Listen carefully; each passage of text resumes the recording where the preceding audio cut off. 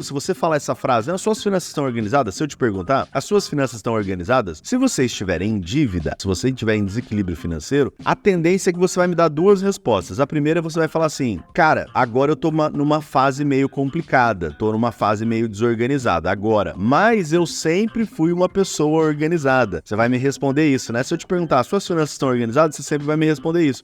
Agora eu tô em desequilíbrio, mas eu sempre fui uma pessoa organizada, eu sempre tive a minha planilha, eu sempre fiz o controle, eu nunca fiz... Você vai justificar por que agora você está em desequilíbrio financeiro. E eu quero te dizer que um pouco desse desequilíbrio passa por justamente organizar as finanças. Porque não é organizar as finanças de qualquer jeito. Olha só, vamos lá.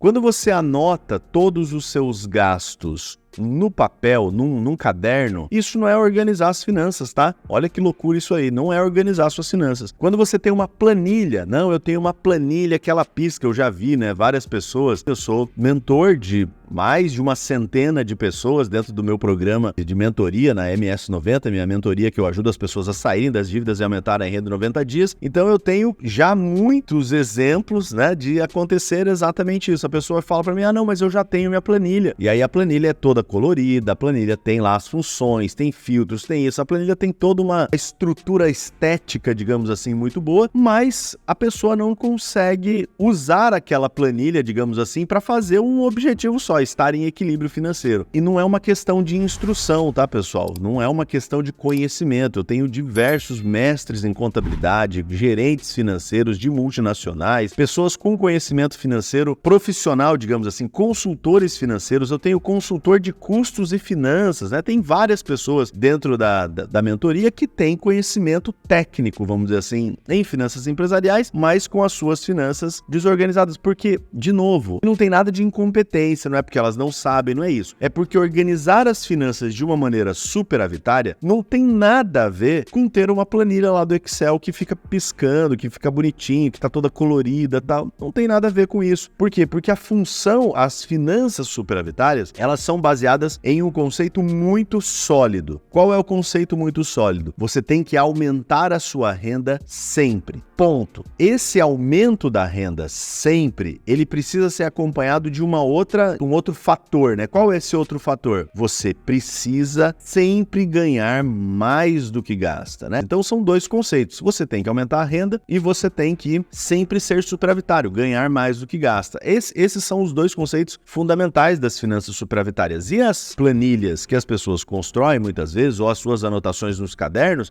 elas não mostram exatamente isso que precisa ser mostrado. Como que eu aumento minha renda sempre e como que eu sempre ganho mais do que gasto. Esse é o nosso ponto aqui. Então não é uma questão de instrução, não é uma questão de planilha, não é uma questão de caderno. Então as chances são muito grandes, aliás, as chances são não, né? Certeza absoluta que se você está em desequilíbrio financeiro, saiba que agora, nesse momento, os controles e a maneira como você faz as suas finanças, essa maneira não é uma maneira superavitária, ela é uma maneira deficitária. O que é uma maneira deficitária de controlar suas finanças? É sempre fazer uma planilha, anotar no caderno, alguma coisa assim, para que os seus boletos, para que as suas faturas, para que os seus compromissos, para que as suas dívidas, elas estejam sempre organizadas, elas estejam de acordo com o tanto que você gasta. Isso é uma maneira deficitária. Ó, eu tenho aqui quanto que eu ganho e eu tenho aqui quanto que eu gasto. Então, se ficar sempre, né, e eu conseguir empatar, ó, tá tudo pago, os meus boletos estão tudo pago. Eu vou até conseguir antecipar o boleto lá de dezembro, de janeiro, eu vou conseguir antecipar algumas dívidas. Se você trabalha com essa lógica, você trabalha numa lógica deficitária.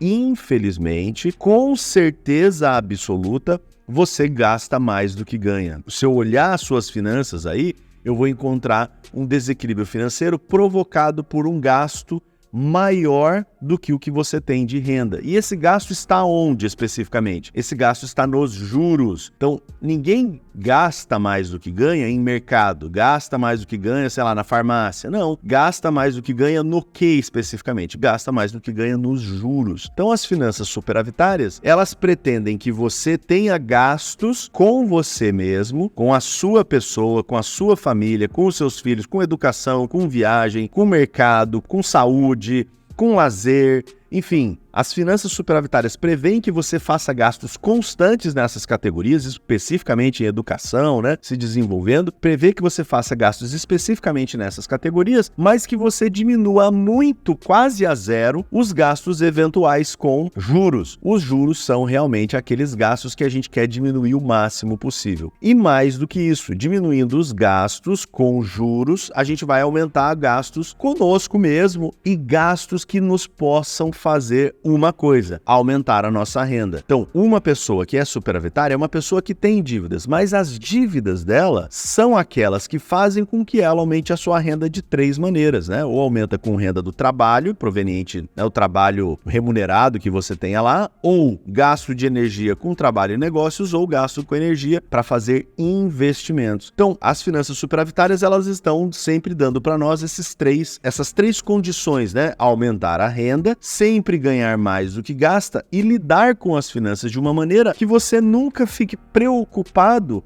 em pagar os seus boletos, nunca fique preocupado em estar com os boletos tudo em dia, que você não fique preocupado em ter medo do dinheiro, né? Puxa vida, se eu tiver dinheiro na mão, eu vou gastar, eu vou perder, ele vai sumir, eu preciso desaparecer com esse dinheiro da minha conta, porque eu gasto tudo, eu sou muito descontrolado. Isto tudo interpreta muitas vezes as suas próprias finanças assim, mesmo tendo seus controles, mesmo tendo seu caderninho, mesmo tendo sua planilha, mesmo tendo sua coisa. Então você percebe que tem alguma coisa errada?